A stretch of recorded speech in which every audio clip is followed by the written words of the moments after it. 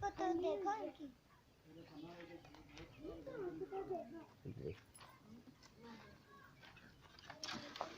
या भाई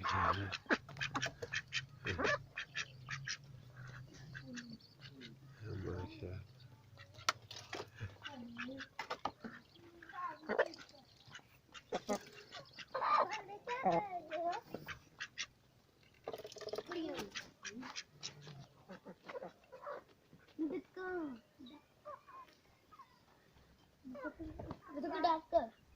उनके पास में जाना उनके पास वो देखो डॉक्टर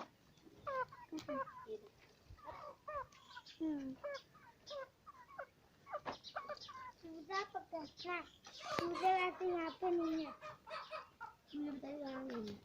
वो है दो वो है दो बाइक दो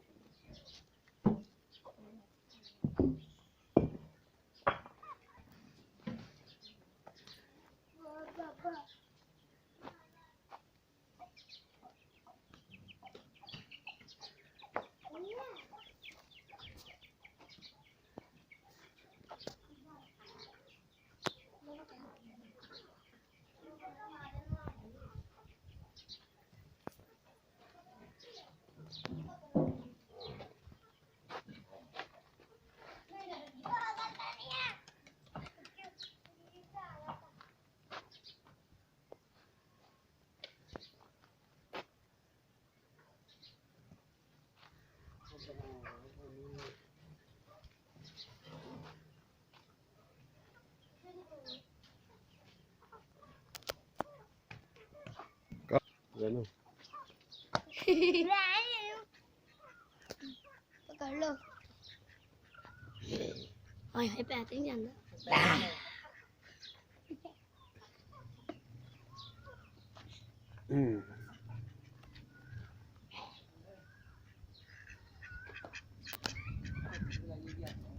बकरी नमाज पढ़ी